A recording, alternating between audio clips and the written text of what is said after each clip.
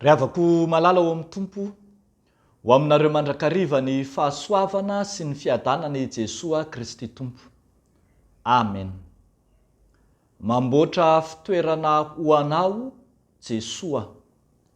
Mamboatra fitoerana ho anao Jesoa. Zany no hitantsika indray amin'ny mofinainantsika anio riavako malala. Ao amin'ny filazantsara araka ny Jaona 14.1-4 ny andininy voalohany hatramin'ny andininy fahaefatra. Mamboatra fitoerana ho anao Jesoa.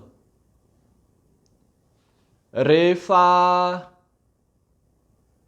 nampionanan'i mpianatra ny amin'ny fialany amin'izao tontolo izao Jesoa, eo anatrehan'izay mety ho fahabangana ara-batana na fizika, eo anatrehany izay mety ho fanahina ao amin'ny mpianatra, dia nanome fampaherezana sy fampiononana mahery vaika Jesoa Kristy.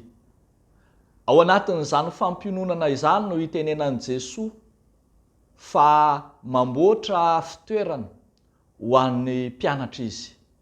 Ny fialan'i Jesoa eo amin'ny mpianatra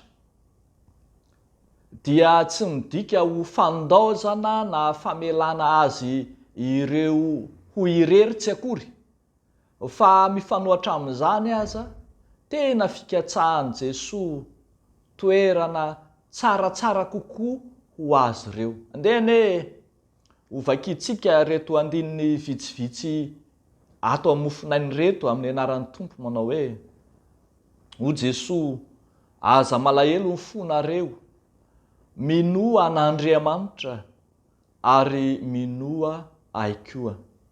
Ao an-tranon'ny Raiko misy fitoerana maro.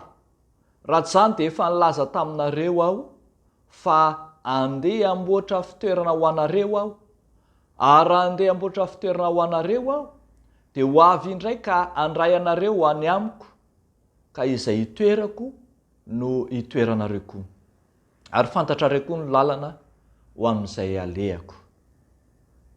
Riavako malala, midika izany tenin'Andriamanitra izany fa afaka mitoetra any amin'ny ray tahaka ny fitoeran'i Kristy ao amin'ny ray ny mpianatra, ny mino.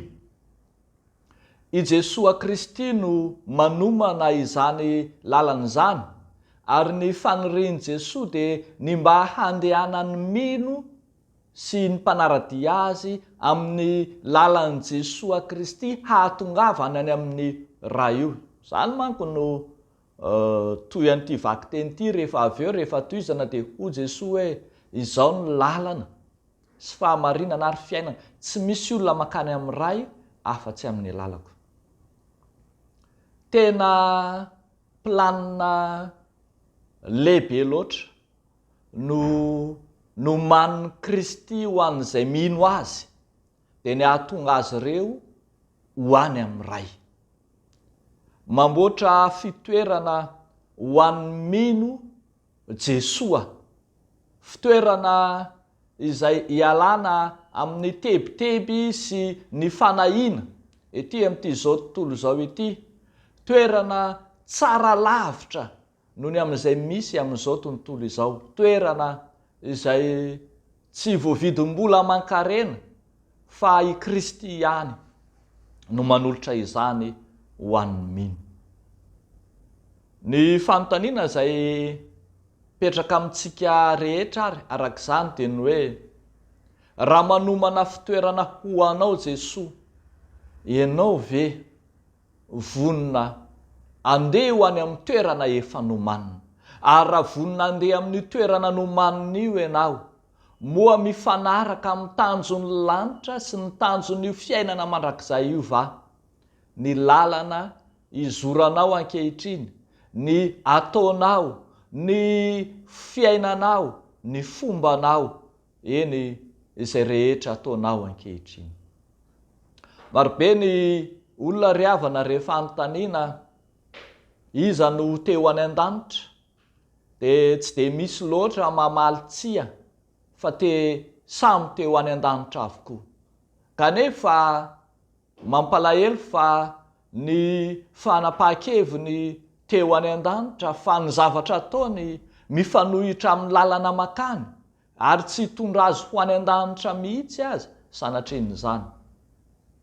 Ankehitriny te ilaza amintsika ny soratra masina fa manao dingana lehibe Andriamanitra, apiditra anao ho any amin'ny fitoerany, hamono varavaran'ny lanitra ho anao, ary zany ihany koa dia mitaky asy anao, anao dingana lehibe hamono varavaran'ny fo mba hidirany mpamonjy, mba azontsika ny pasiporo hiditra ho any amin'izany lanitra izany, ho ampifanarahantsika amin'ny tanjon'ny lanitra ny fiainantsika andavanandro, ny fanompoantsika ary ny fifandraisantsika amin'ny manodidina antsika rehetra.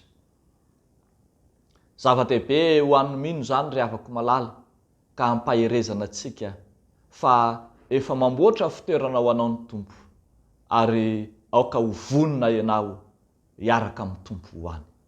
Dia n'Andriamanitra irery ny voninahitra. Amen. Ivavaka isika ry havako. Endre ny fifalianay Andriamanitra, raha mampanantena sy mampionona anay ianao ny amin'ny ataonao Andriamanitra, tsy mandao anay, tsy mamela anay irery, fa mikatsaka izay hahatsara sy hahasoa anay mandrakariva. Dia manomboka amin'ity andro anio ity dia ho tsaroanay ny hibanjina mandrakariva ny lanitrao araka ny teninao hoe katsao aloha ny fanjakany sy ny fahamarinany, fa ho any amin'iza moa zahay. Tompo, misaotra anao zahay, ary ankehitriny mametraka eo ambany fahasoavanao ity herinandro vaovao ity. Ametraka eo ampelantananao ny asa mandraraha n'ireo kristianina tsiraray avy. Omeo hery, omeo tanjaka, omeo fahasalamana fahavitrihan'Andriamanitra hiatrehan'ny fiainam-piarahamonina sy ny adidy miandry ny tsiraray. Ataonay sy angatahnay amin'ny anaran'i Jesoa tomponay izany vavaka izany. Misaotra Tompo. Amen.